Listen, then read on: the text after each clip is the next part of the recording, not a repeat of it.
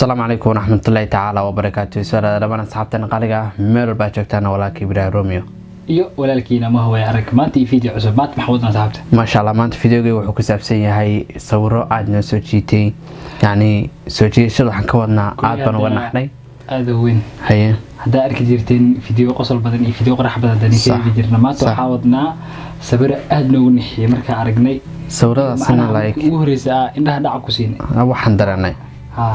sawiradaas waxaa jira sawiro iyaga yani markaad aragtid ku sharaxaya micnaha dhabta ah iyo waxaa jira like sawiro markaad daawanaysid u baahan tahay in lagu sharaxo waxaa jirtay laba sawir oo aad iyo aad aan uga naxnay sababta uga naxnay baan maartaan rabnaa inaan la wadaagno tan koowaad waxa waaye meesha waxa taagan sida footada hadda u jeedeen meesha waa wiil wuxuu ku soconayaa gawaaritan culyaanada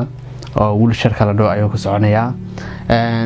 waxaa jirta meesha taala 1 2 3 4 meesha roob baa da'ay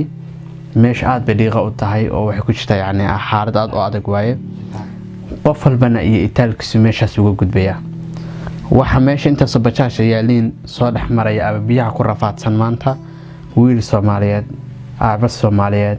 walaal Soomaaliyeed oo maanta biyahaas intuu maxal lahaay tabartiisii ka saari kar weeyay ku rafaadsan oo soconaya footadii markaan arkay aniga saaxiibkay ayaan tusay isagana aad uga naxay ka bacdi waxaan go'aansanay markaas like inaan sii raadino bal footo kale iyadana isla iyadoo kala abal oo ka duwan waxaan noo soo baxday saas footadii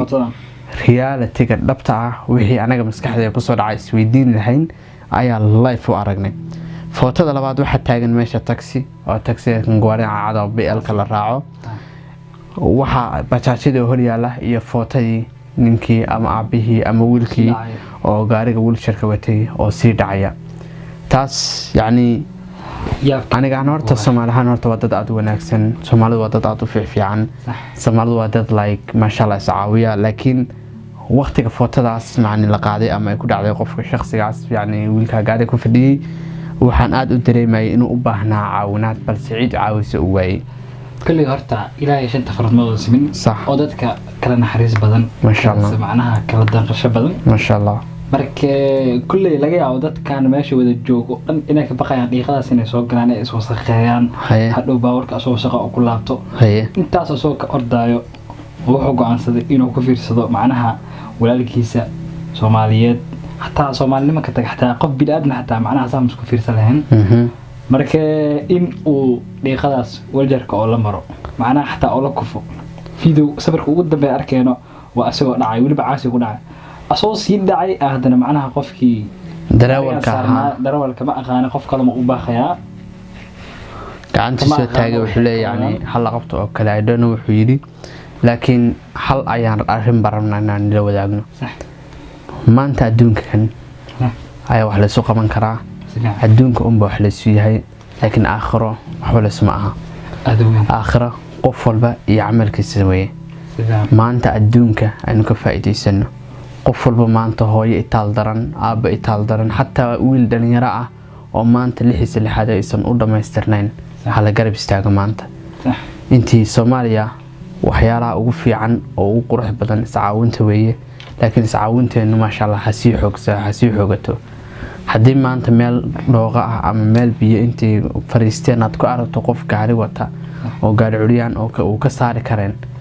adigoo isdhawr lahaa oo isleeyaysan wasaqtaasi ku gaan ayaa waxaad ku heli kartaa xasanaad aad u badan intaad biyaha ugu dhex gashid aad ka soo dhex saartid ugu qabsan kartaa adiga xataa dhiiqadaas lagaga baqo maanta shakhsi walba uu soconayaa laakiin ma ogin bari inaan socon doono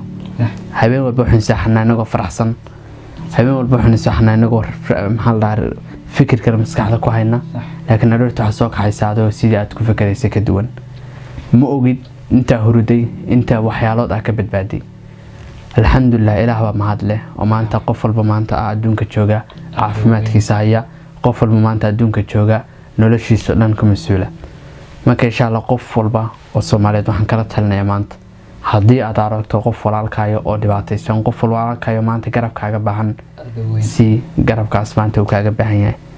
waqti oo ku soo mari doonta oo san garabkaas kaaga baahan doonin laakiin maanta garab istaag marka waa walaalkeena kal ilaab intii wax fahmi karto kulli waxaan isleeyahay dadka badnaan kala barobar 3 meelood markii loo qaybay labo waxaa jeclahay inay yihiin Soomaalida dad macnaha naxariis badan ma sha Allah wax la mid ah isku eeginin ma sha Allah inteerta oo soo hartay kulli maalin bay ka shalay doonaan ma sha Allah iyagoo caawinad u baahan iyagoo garab u baahan markii waayaan qof garab istaago iyaga soo xasuus doono صح waxyaabihii gadaal dambe ay ka soo sameeyaan صح markii okay insha Allah marna inuu fiidiyoga sii dheeraado aniga saaxiibkeeba taribnimatina la wadaagno aad baa uga naxnay fiidiyogaas anaga ka naxnay laga yaabo sawirkaas ka hadalno dad badan inay gaarto kadibna eegana ay maxaa lahayd kuwana qaataan ku fiirsan marka insha Allah garab istaagan nagar ala hadalada faadaweyn ka fahmaysan because labadeedaba